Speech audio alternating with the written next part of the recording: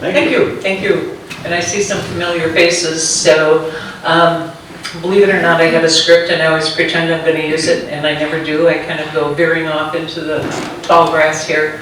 But welcome, and by all means, if you have not seen the exhibit upstairs about the cemetery, this is going to be pretty close to your last chance, and it is exquisite. It is absolutely stunning. I couldn't be happier.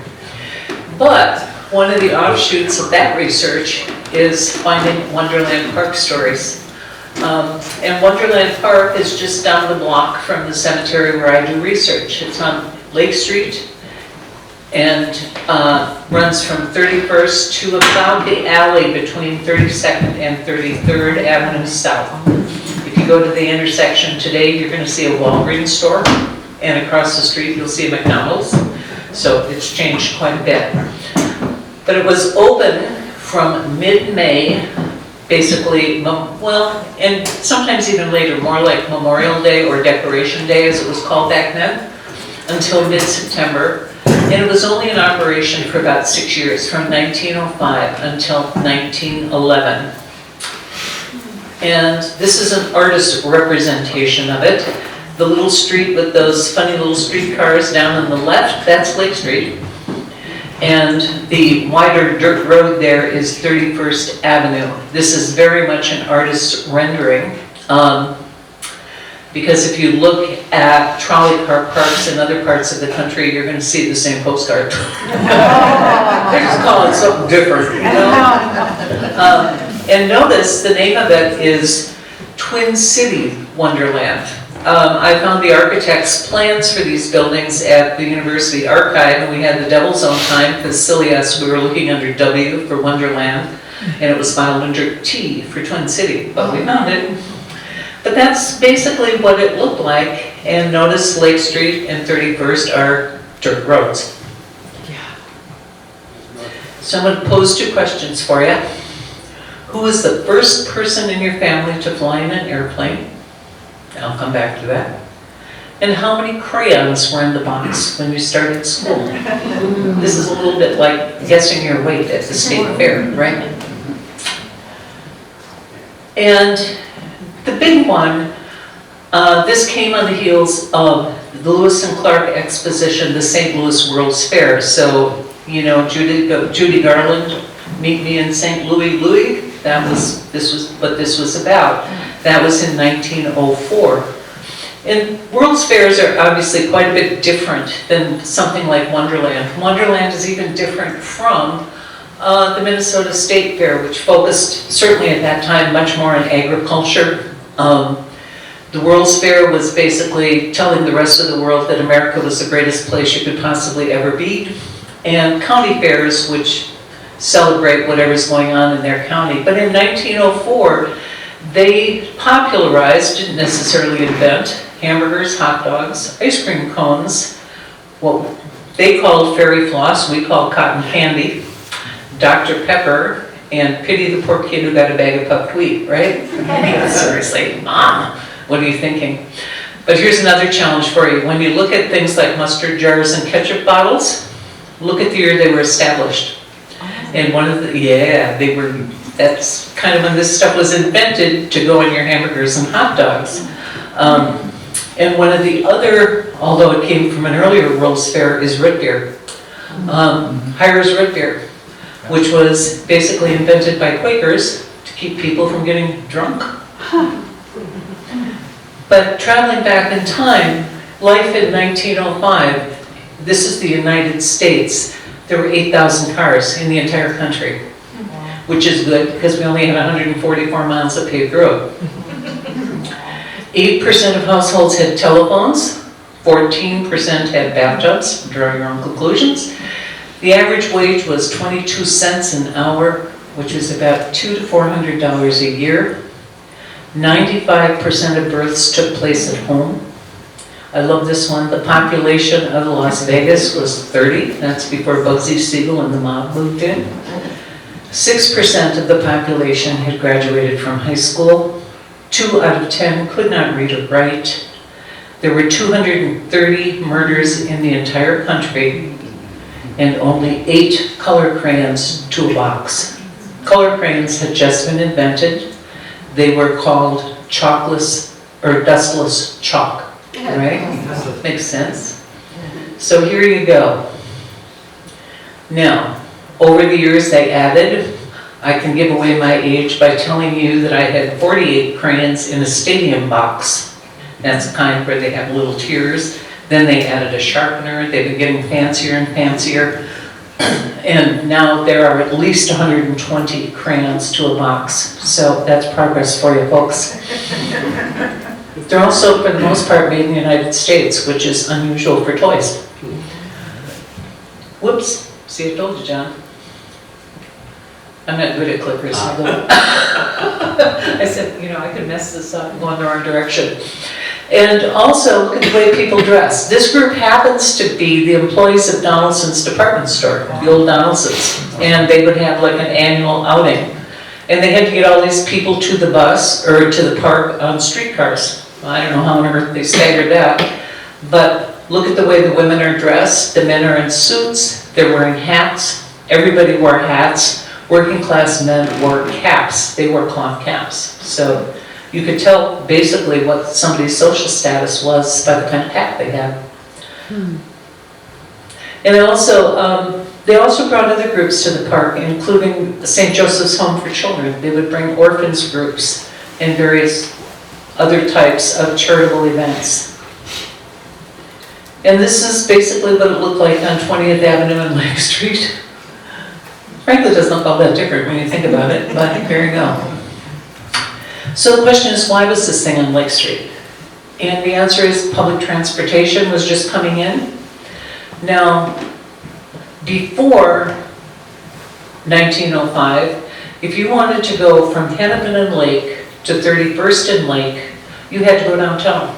You had to go down Hennepin Avenue, transfer back onto the Minnehaha line.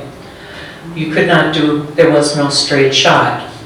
So in 1905, when Wonderland opened at 6 o'clock in the morning for the first run, people lined the streets to see the streetcar. This was a very, very big deal. The following year, 1906, they reinforced the Lake Street Bridge so it could support streetcar travel between the two cities. Prior to that, they had to go through the university, through Washington Avenue. It was also residential and commercial development. Depending on where you live and you look at your house, I live a couple blocks north of Lake Street. My house was built in 1911, but there were still empty lots, right? But the city was moving southward for sure, towards Lake Street. I was laughed because the cemetery on Cedar Avenue and Lake Street was there because that was out in the country, right? That was a long way from downtown. And it had a significant working class, middle class, heavily unionized, right? The neighborhood I grew up in, I went to Roosevelt High. All of our dads were electricians, plumbers. My dad was a printer. They were all union folks, so they made a fairly decent living. But they were definitely working class. No alcohol. There was no alcohol sold south of Lake Street. They had what they called the liquor patrol limits. And this extended into my lifetime, where you could not buy hard liquor in south of Lake Street until like the 1970s. And even then you had to sell food, right? The only way you could have a liquor store back then was if one north of Lake Street was taken by eminent domain. So there's one that was about a block from my parents' house, but they had been driven out of their space in North Minneapolis. And it was very, if you look at the liquor patrol limits, you'll see that they ran through Northeast. There are a few breweries northeast, right? I mean, that was a German, Polish, Eastern European population. South Minneapolis, more Scandinavian, not so much. And this was a very big deal. It was halfway between Minneapolis and St. Paul. These business owners knew what they were doing, but most of all, it was there because they could. Electricity. These streetcars, these were called trolley car parks. And there were 400 of them around the country. And what would happen is the streetcars would generate electricity, which was stored, but there was no demand for it, or little demand for it, in evenings and weekends. So these trolley car parks popped up all over the country. And so Minneapolis was one of them. Ours was not owned by Twin City Rapid Transit, but they definitely had some deals with them. Otherwise, those streetcar lines would not have been built the way they were. This one happened to be privately owned by a Canadian businessman. Whoops. Told you, I can't do this. And here's what the park looked like at night. The entrance was designed to look like the Washington Arch in New York. And for some mysterious reason, the ticket takers wore Mexican clothing, sombreros, real Minnesota in 1905, not so much. And look at the shine on the streetcar lines in the front of the street, right? And here's the amazing thing, the electric tower, which stood 120 feet tall. Now, they broke ground for the park in October of 1904, and there was a 10-foot high fence. Pretty hard to hide a 120-foot tower behind a 10-foot fence. People knew something big was going on, they just weren't exactly sure what it was going to look like. And there was a lot of excitement about this. The newspapers, there was no objectivity. This was pure boosterism, right? Minneapolis. And what's the deal? Minneapolis would always compare itself to Chicago. We're as good as Chicago. Chicago would compare itself to New York, which was as good as London and Paris. And the whole point to prove we were not a bunch of hicks out here, that we were as sophisticated as these other folks. And at that time, it was still considered, Minnesota was still considered the gateway to the Northwest. And if you've been to North Dakota, you kind of understand why. With apologies to my dear husband. But here's this electric tower, 120 feet tall, 7,500 light bulbs. Imagine the person whose job it was to replace all of those light bulbs. And it was somebody's job. People did not typically tour. They didn't go climbing up in the tower, although as promotions, they did things like they had a wedding at the top of the tower. And again, they went with the nautical theme. All the lights were white, except there were red anchors. And you see those spotlights. And the spotlights, what they did, this comes up a little bit later too, but not every kid had a nickel to get in. So what the kids used to do is congregate out in the street, right? And hang around because they could listen to the music and smell the popcorn, whatever. But the operators of those arc lights would shine them down on the kids, who would then run screaming and behaving like kids running around in the street. But this is all together. Imagine what this looked like. Not all of the houses had electric lights in 1905. Some were just beginning the process of conversion. My house was built in 1911, so it did come with electric lights, but many of my neighbors' homes had gas lights, and those were in the process of being converted. If I'm remembering right, 1906 was the first time we had electric street lights in Minneapolis. The first one, Nicollet and Lake. The second one, Bloomington and Lake. And altogether, there were supposed to be 25,000 lights set about, not 6 inches, I'm sorry, that's 6 feet apart. The one thing you note, I should have pointed out, in the artist rendering, they don't show you any electrical poles, right? Like somehow this was magic. Well, no, every 6 feet, there was a pole, a power pole. They had to have them. That's where it came from. And hey, there was no air conditioning. So before air conditioning, there's always a breeze at Wonderland, right? 10 acres of big amusement devices and diversions. Now 10 acres, I'm not very good on estimating sizes, but hang out at the cemetery. And it's about half the size of the cemetery on Cedar and Lake. And what's interesting about that is when they had 10 days before Wonderland opened, they had a sneak preview where people could come in and see what it was going to be like. Nothing was functioning, but people could come in and see. And in one day, they had 15,000 people come in to take a look, right? On opening day, they estimated 30,000 people in what is not a terribly big space. But you could say reached in Minneapolis by any streetcar line that crosses Lake Street, which is, and reached from St. Paul by transfer from either, I can't read that, whatever, interurban line. And they didn't call them rides, we call them rides. There were 6 rides at Wonderland, only 6. The scenic railway is what we call a roller coaster. The old mill, if you've been to the state fair in the last however many years, they've still got this one. It's those rickety old boats that go through a tunnel. Shoot the chutes, we have some photos of that, but that's sliding down a wooden hill on a burlap bag, banging your head, lawyer's delight. I'm old enough to have gone to the Excelsior Amusement Park, and we used to come home just knots on our heads. I mean, I don't know, they must not have had a lawyer on staff. A miniature railway, a carousel, which is spelled differently every time you see it. The infant incubators, we'll talk about that later, the baby hospital.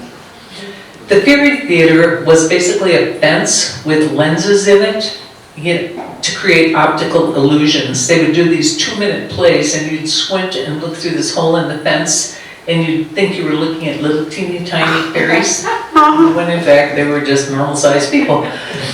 The House of Nonsense was something, trick mirrors, where you're tall and skinny or short and fat, right?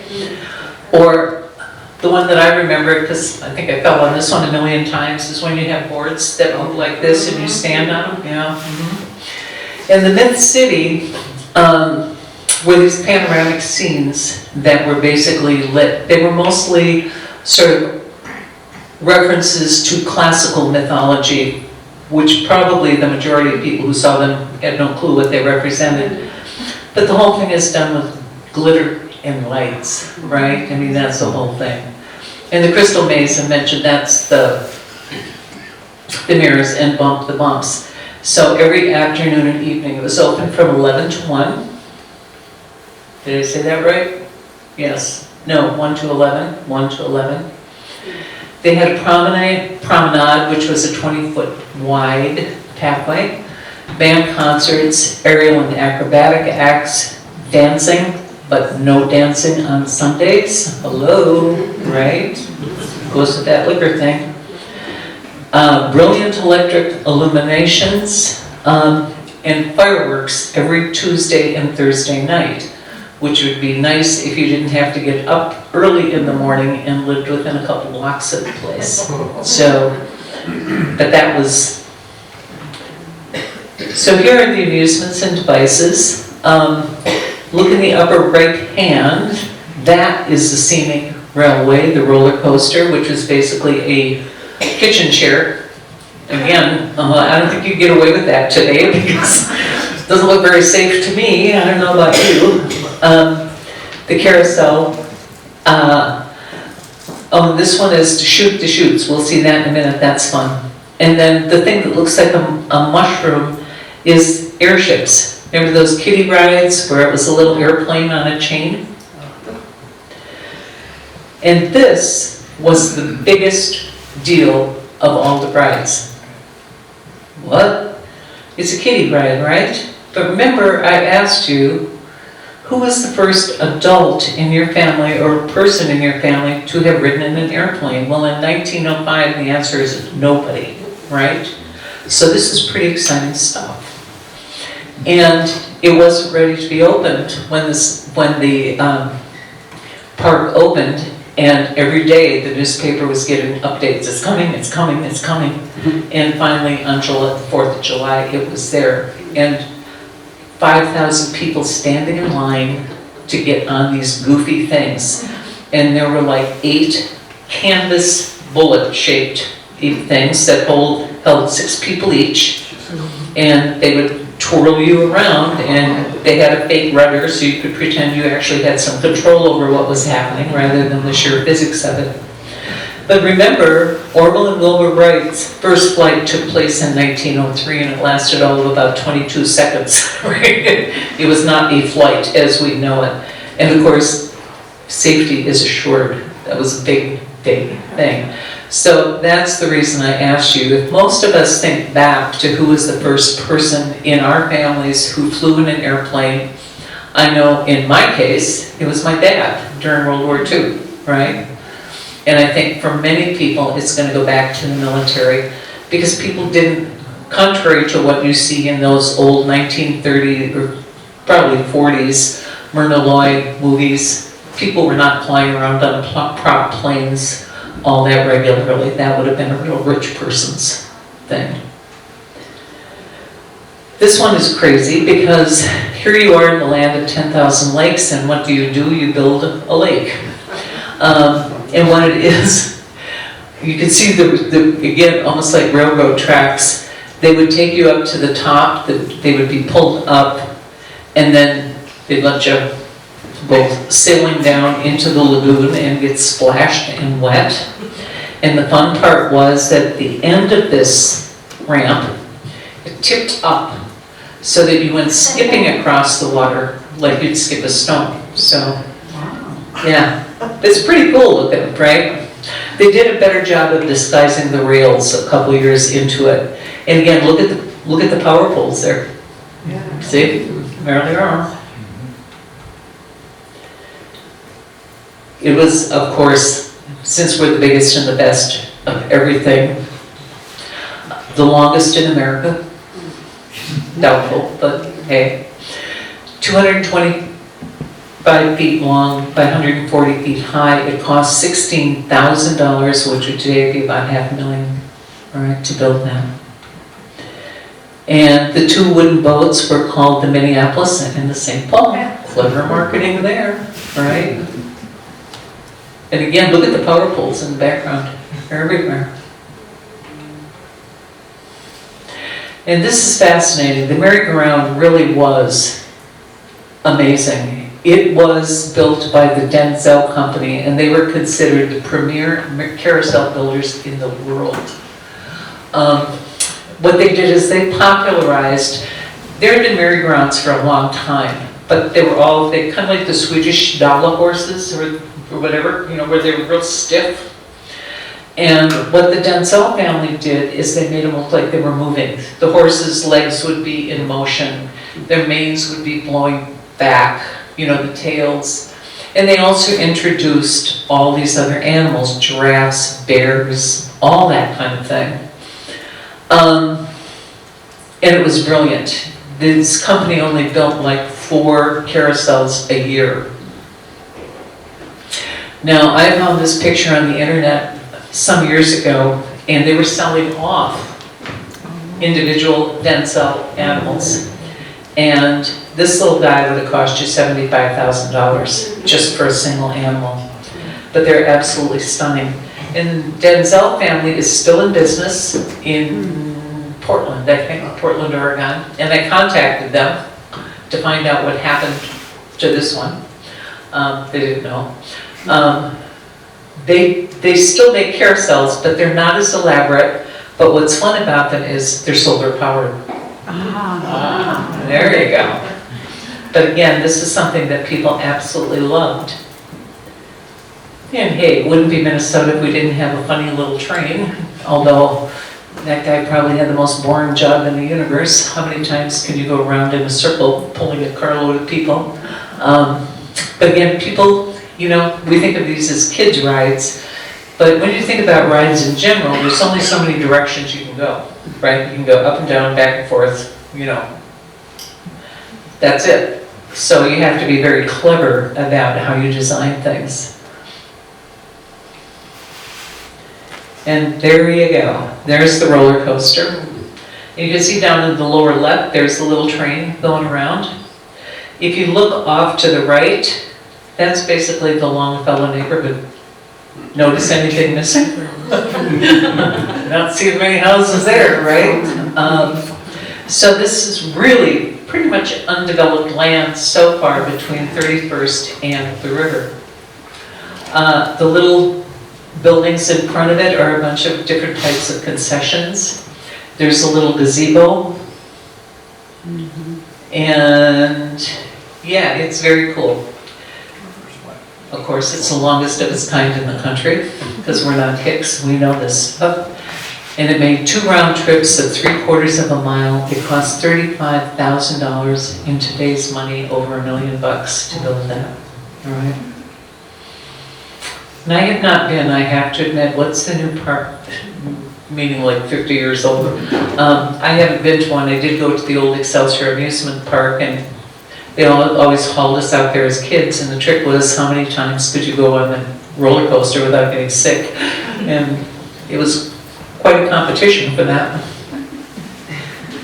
And the burlap sack, again, this is where you go down a very slick wooden ramp on a burlap bag. And of course, people would fall off, bump the bumps at Wonderland at the Chilkoot Pass, right? I'm not sure why we're in the Chilkoot Pass, but hey. And here's the old mill. And what was funny with this is it was dark, and you'd go in these rowboats, but they had 6 panoramic scenes that geographically made no sense whatsoever. You'd be in the Everglades 1 minute, and a witch's cave the next, and it was all done with glitter and lights. And oh, there's igloos, right? Yeah. Right next to the Everglades for some reason. It's pretty crude looking, but people loved it. It cost $16,000, again, close to $500,000 to build that. And they had photo booths, games, fortune tellers, and concessions. And of course, nobody had cars, so everybody wanted to have their picture taken in a fake car so they could send it to their family. And the website that I needed to confirm this was down, but I'm quite sure that the gentleman driving this car is African American, which is interesting because when it came to, with the Infantorium, with the baby hospital, it was not segregated. There was nothing segregated. The African American population in the city was quite small, probably between 1% and 3%, but nonetheless, people were welcome. And women could drive cars too, although the 2 on the right and left look grim. Only the one in the middle looks like she's having a good time there. She looks a little nervous about the one who's actually doing the steering. And then we have the performers. They were amazing. They were great. They were sensational. They were fearless. They were death-defying. You will see the letter D pops up everywhere. Alliteration was everything in this. So here's how you became a performer. You change your name. You add an I or an O to the end of your name, which all of a sudden turns you into an Italian and makes you exotic. So you take 4 guys who are named Alvin, and you add an O, and you now have the 4 Albinos. Seriously.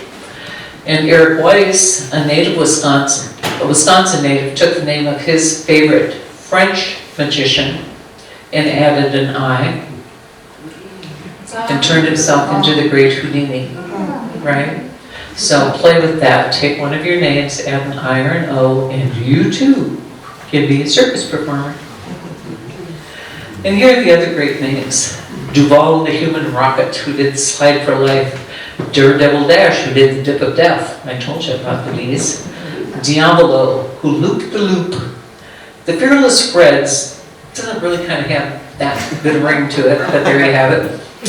The Flying Baldwins, who are trapeze artists. Frederick the Great, apparently the name Fred popped up a lot too, who was a wire walker and a juggler, and my favorite, Howard the Impaler. Now, the problem with that, Howard, apparently they said, oh, he's done this for 25 years and he's never hit anybody. Well, yeah, that would be a career-ending move, right? This is not a good thing to be doing. No, Howard. And they had, interestingly, they had some animal acts, but they didn't have like a lot of big cats and things like that. But they had bears on bicycles and monkeys, and my favorite, and if any of you can tell me what this critter did, a trained anteater.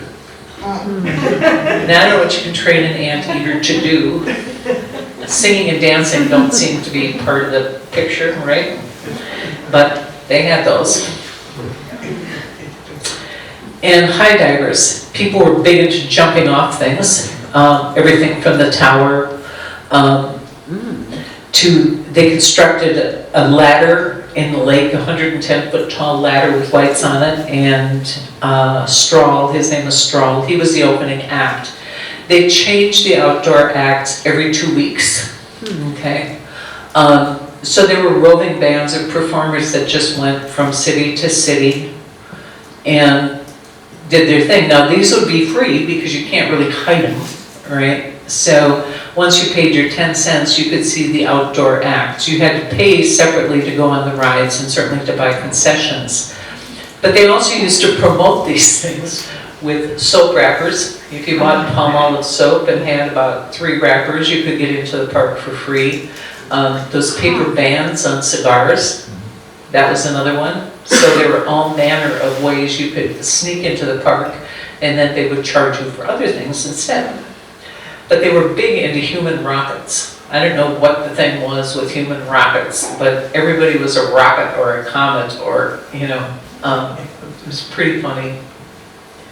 And here's Lane the high diver, and I would imagine wearing that wool outfit. That would be pretty heavy, but you see him up on top of the ladder there? Yeah, I wouldn't do that for all the money in the world. I want to see where I'm going. I'm going to go back for a second to talk about that. Because one of the things, no, I'll hold it. And then we have Alma, Fedora, and Herr Granada, who were probably really Mr. and Mrs. Smith in real life, but hey, that doesn't sell tickets. And they did this ring of fire and somehow formed themselves and created the illusion that they were an elephant. I have no idea how they did that. No idea. But I also learned an amazing thing about tightrope walking and the different types that there were. Again, you wouldn't talk me into doing that. And this is great. Diabolo, looping the loop. The supreme limit of sensational novelty. And there was a death-defying, of course he was death-defying, who wouldn't be? But this was huge. This kind of act was enormous. And so I was reading a lot about it, because who wouldn't? And a couple of years before Wonderland opened, they had a big convention like the Elks.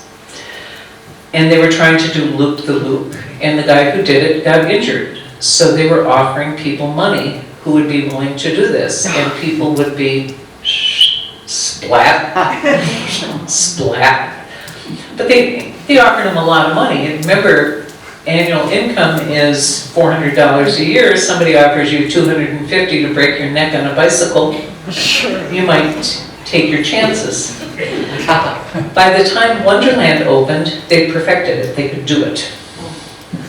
So I'm thinking, what the heck happened there?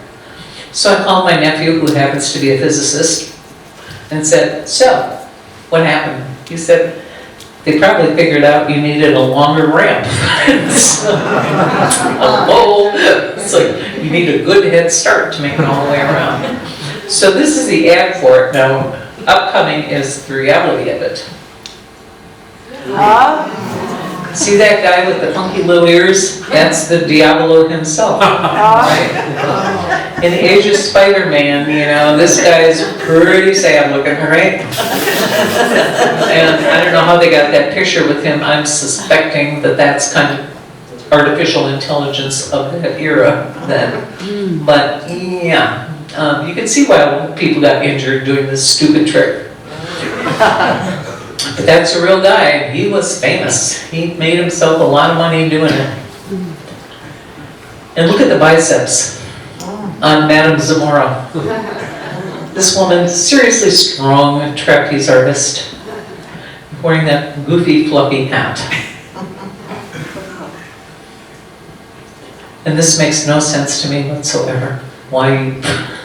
But people would pay to see this. Okay. And there was music. Now remember, people didn't have radios.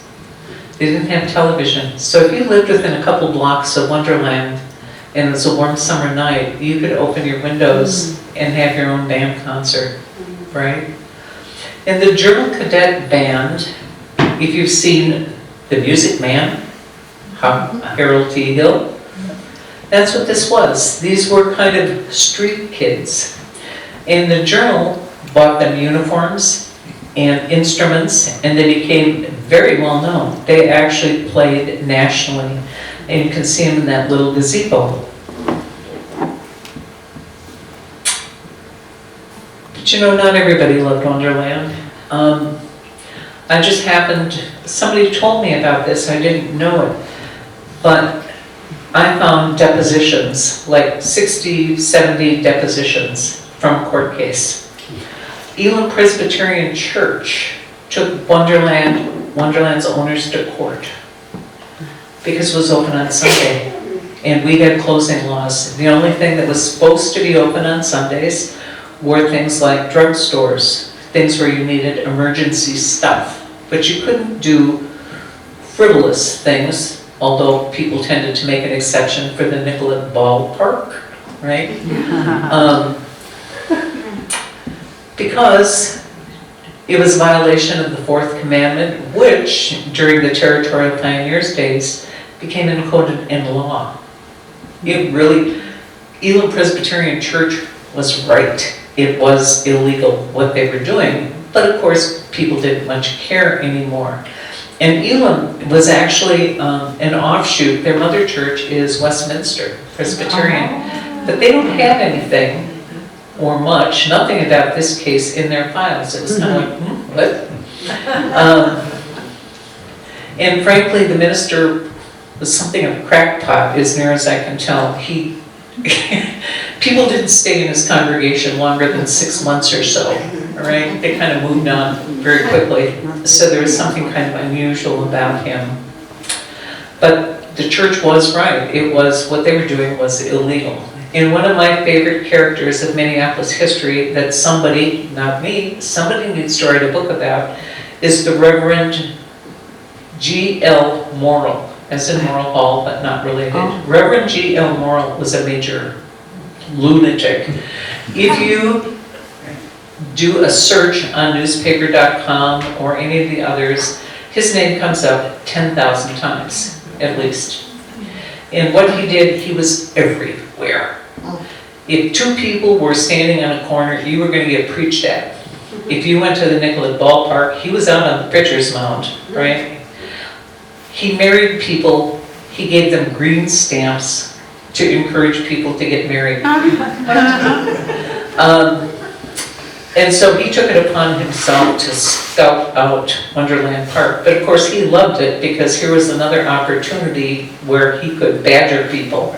But he was absolutely fascinating, and he came from a long line of these ministers. He had twin brothers in Chicago whose chapel was built in the shape of a ship, and they preached wearing sailor suits. Wow. And Reverend Morrill himself didn't die till 1927. He taped his own eulogy. He was quite a guy. He was quite a character. So he is well worth studying. Somebody needs to write about that guy. Love him to bits. He was nuts. But the people who did love the park, they loved it because street lighting, right? Security. All of a sudden there was a police presence. So I don't think there was an enormous amount of crime there. but there was some. It brought in infrastructure, curbs and sewers,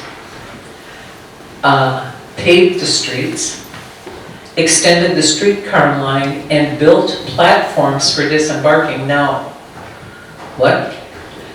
You know what Lake Street was like back then, what you had going on Lake Street? You had people on bicycle, people on foot, people on horses, people in carts, you had streetcars, and you were jumping off the streetcar in the middle of the street.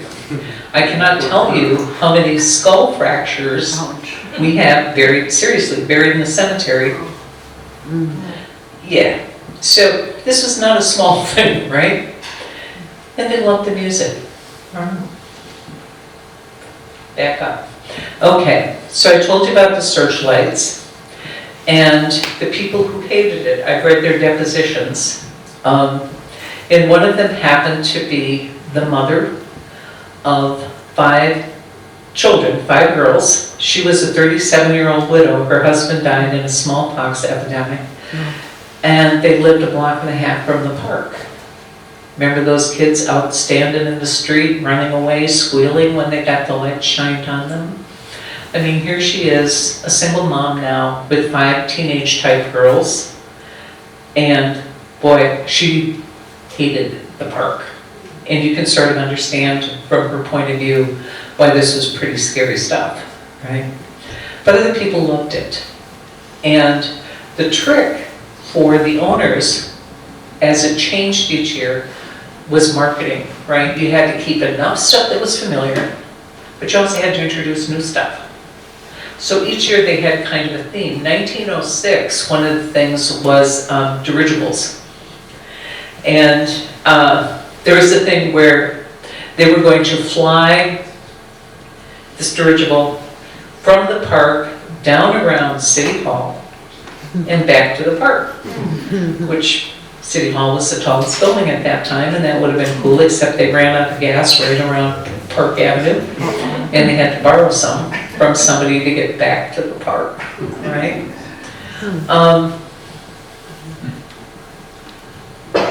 I gotta tell you a great story. This one just makes me crazy. In 1906, there was this huge rainfall. And down on 36th and Lake Street, people reported seeing lizards falling out of the sky, like some kind of biblical plague, right? All these lizards falling out of the sky. And I'm going, oh, I don't think so. I don't know much about lizards, but I'm pretty sure that's not how they get here. So, because I like to bug people who have interesting knowledge, I sent an email to the reptile guy at the DNR and with this newspaper clipping, and I said, what were they saying? So I got back this amazing email, probably 3 pages worth about, very serious, there are no lizards and they're in southwestern Minnesota, so what you were seeing were this kind of salamander who was at this point in their breeding cycle and they were washing up from the ground, they were not falling out of the sky. And if I ever write a book, that guy gets acknowledged. You took it so seriously. I mean, it was one of these, people thought they were seeing something. What was it they were seeing? And, you know, if it's more than one person reporting it, it's just kind of a strange thing, right? I have no idea where we are time-wise. Do you? It's 2:45. So I'm going to talk real fast now. Okay, because we want to get to the good stuff, which is the Infantorium. The babies. Oh, good grief. Come on, go the right direction. What? It's the right direction. Is that the right direction? No. No, other way. It's reverse directions I have. I'm clicking the right arrow. Okay, here we go. The Infantorium. This is the only part of Wonderland that still exists. If you have driven to 31st Avenue and 31st Street, there is a white brick apartment building, and that was the Infantorium. The thing about Wonderland Park that's fascinating is the architects, such as they were, and there was a fairly standard look to these parks all around the country, but the architects for this happened to be Long and Long, who are the same people who did City Hall. These were big-time architects. These were not, I mean, you know, building grain exchange, those kinds of big commercial properties. And when I found the architect's plans, the thing that was interesting is they were unsigned. The name of the architect was not on there. And I thought, So this is a research project for somebody on a rainy day, which is, they had a daughter who was an architect. And if I'll get you 10, this was her project, I'll bet you anything.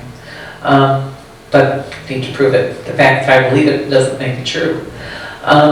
So here you have the Infantorium, and basically the ground floor was the exhibit floor. And if you look at the building today, you'll see there's stairways going up one way and coming down on the other end of the building. So you could see what the path would be for people circulating through the building. And on the ground floor, what they had were the incubators. There were 7. And what you did is you paid 10 cents and you would go in and get a lecture from probably a fairly stern nurse about the proper care and feeding of babies, because a lot of people didn't know, right? I mean, there's a fascinating book called Raising a Baby the Government Way. It really is, but it was a service that was provided a little bit later than Wonderland by the federal government, where women could write in about their worries and their concerns. And you have, for example, a lot of women who were isolated on farms. They were going to have babies by themselves. They were young, right? They didn't know, and they were terrified. Some were more mundane things like, how do I get my baby to stop sucking its thumb, you know? But it was fascinating, and it was actually, they were producing pamphlets well into the 1950s as a public health issue. This building, it's fascinating. I was on the Heritage Preservation Commission and briefly thought about nominating this one for, it should be a city landmark, I think, but didn't. It would be interesting to see what would happen with that. Okay, now which direction are you going to go this time? There we go. Babies big and small. So you see that little tiny toot on my right and the big one on the left. Large babies were as much at risk, even though not premature, but the reason they do C-sections, one reason is because if a baby is past due, they get wet lung. They're at high risk of dying as well as these tiny little things. But you can see the contrast there. And what would happen is people would pay their 10 cents and they'd come back the following week. People bonded with these babies. They would come to see how their baby was doing, right? This was a big deal. How is my baby doing? And they had kind of a fun thing. I was doing a talk like this at the Roosevelt Library, and there was this young woman there, and she said, my grandmother was a Wonderland baby. Wow. And I said, was she Violet or Viola? And she said, how do you know that? And I said, oh, well, they didn't print the names of the babies in the paper, right? And you wouldn't know who the survivors were anyway, right? What would the documentation be? But while they didn't do it for the big city papers, the small town papers sure did. And Detroit Lakes mentioned this dad who was taking his twin daughters on the train to Minneapolis to Wonderland Park to be put in an incubator, right? But they weren't babies, they were tiny morsels of humanity. A scientific exhibit, and this was important. It was a scientific exhibit. This was a humanitarian effort. I was contacted by someone on the faculty in college, in a theater department in a college out east, and she was writing about the Infantoria, whatever the plural of that is, as freak shows. And she wanted to use my research, and I said no. They were not freak shows. This was a humanitarian effort. Remember, 95% of babies were born at home. The medical community did not support a lot of this. And people were fairly fatalistic that you were interfering in God's will. If that child was meant to survive, it would. And if it wasn't, it would not.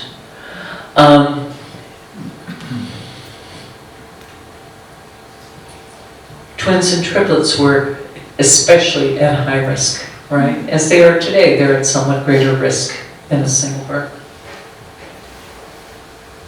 And I stumbled onto this because this is a list of the babies, the Wonderland babies who died and were buried in Pioneers and Soldiers Cemetery.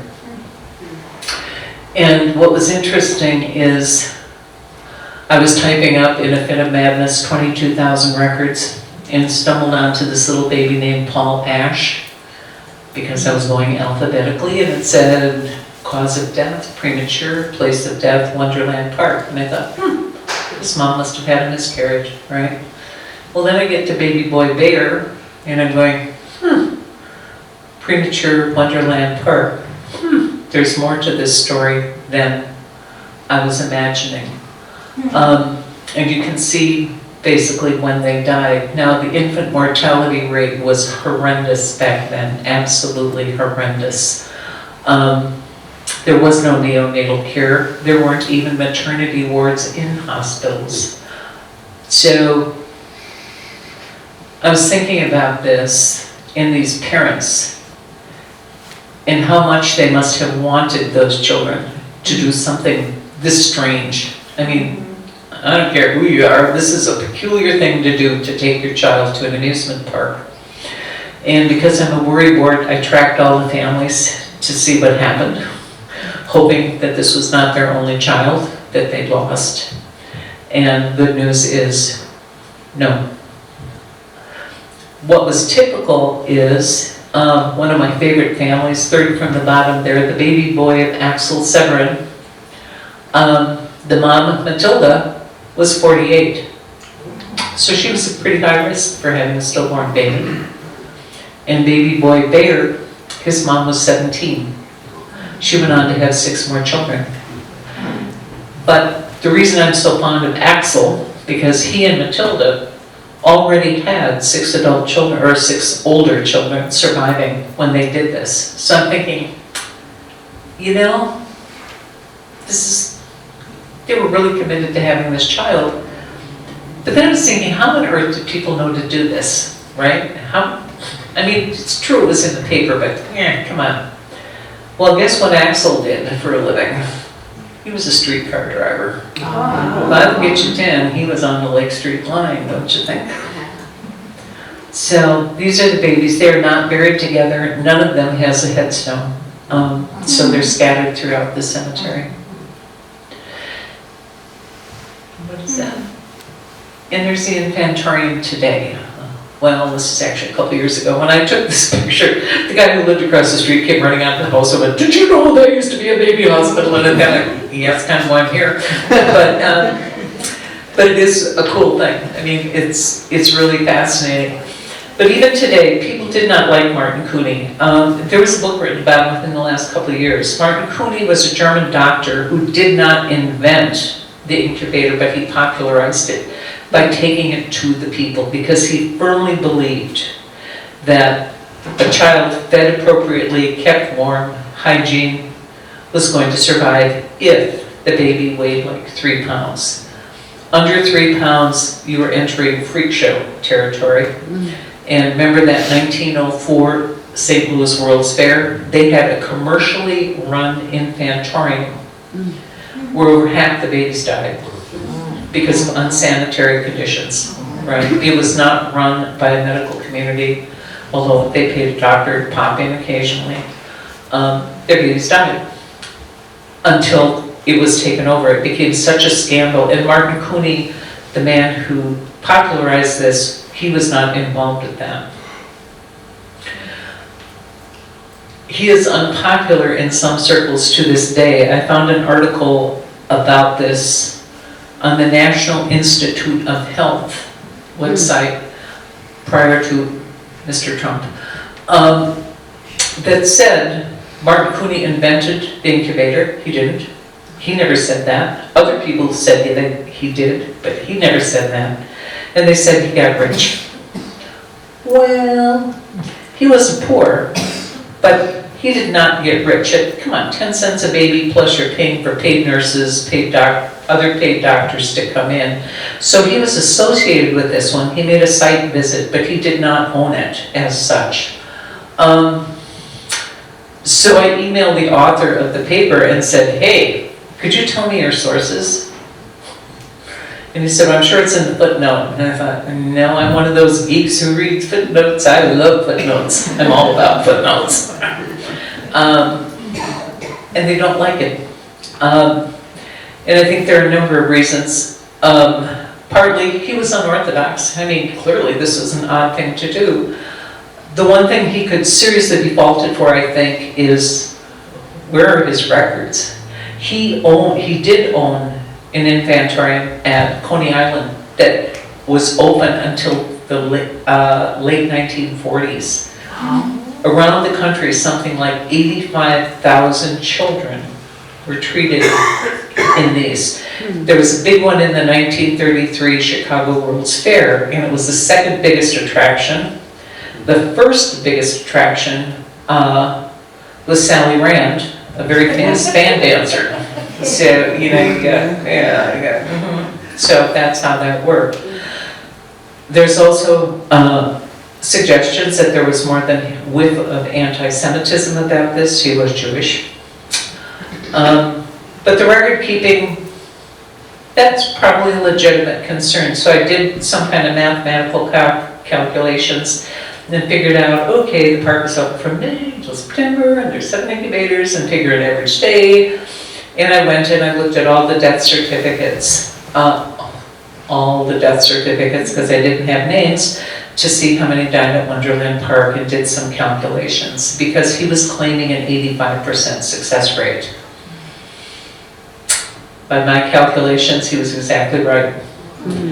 And again, you know, we don't know who survived, so we only have the death records to look at, other than Viola.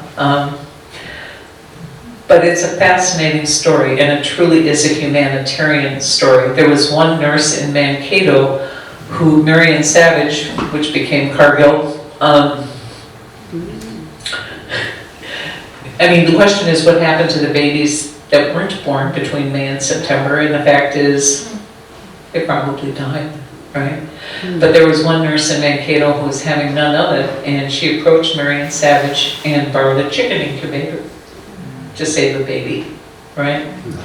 Now that's, and this is what people saw, you know, there was a great cartoon, I wish I had here, of a couple looking in an incubator. And it was clear they thought the baby was conceived in the incubator, which kind of tells you they didn't know a lot about sex ed back then, right? But it was an absolutely fascinating story. And incubators, it wasn't until the 1920s that women started having babies in hospitals in any significant numbers. There's a book called The Machine in the Nursery, I think. There's only one copy in the state of Minnesota, down at Southwest State, which you can get through interlibrary loan. You can also buy it off eBay for $185, which was beyond my budget. But I did borrow it, and it's fascinating. It talks about the invention of these incubators and how it changed the world. Eventually, Wonderland had to close. Closed on September 17th, 1911. And one of the stories that was really interesting, people jumping off things, right, when we talked about that. But the park also ended with a tragedy. There was a local man who decided to jump off a tower, and he died. So there's a real trick to how you do that. The tension on the net has to be exactly right. If it's too hard, too tight, you bounce off and hit the concrete. If it's too soft, you hit the concrete. And this young gentleman died. So that was not the end of Wonderland, but kind of symbolic of what was going on. The park was demolished in 1912. And the answer is why? No longer profitable, obviously. Poor weather? Maybe. But these parks were closing all over the country. right? It wasn't just Minneapolis where this happened, all the trolley parks. Increasing real estate values probably contributed to it, and the greater domestic demand for electricity. But here's the corker: competition for other amusements, from other amusements. I looked at Lake Street in 1911. There were these amazing new entertainment places called movie theaters, and there were like 19 of them on Lake Street.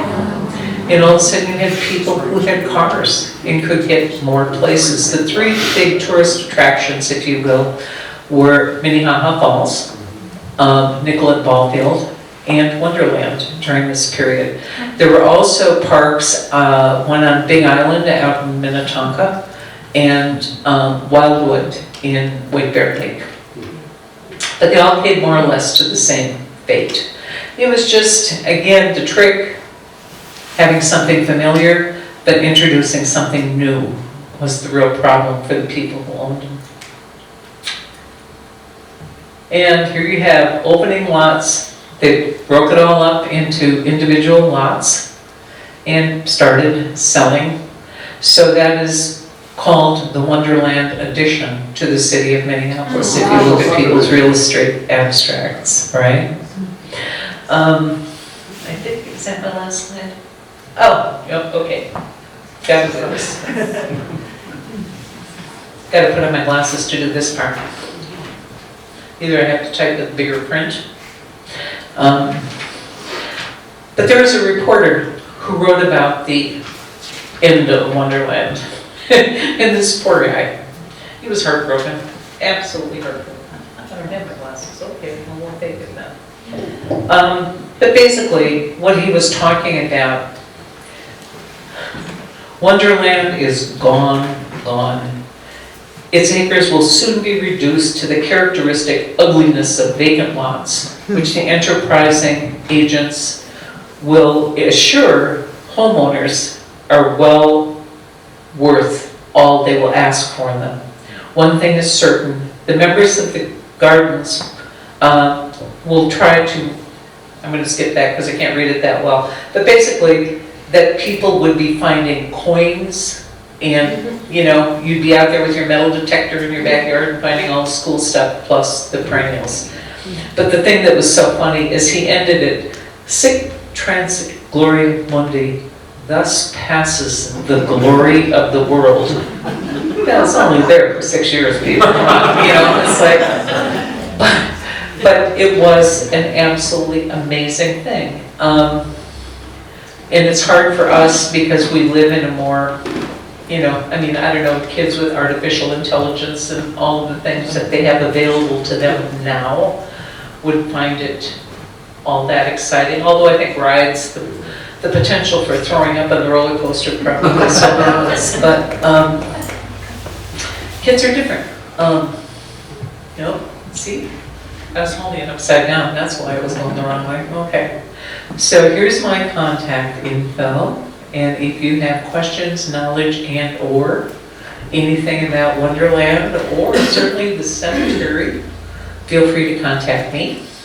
If you have not been upstairs to see that exhibit, run, don't walk, run up those stairs to get a good shot at it.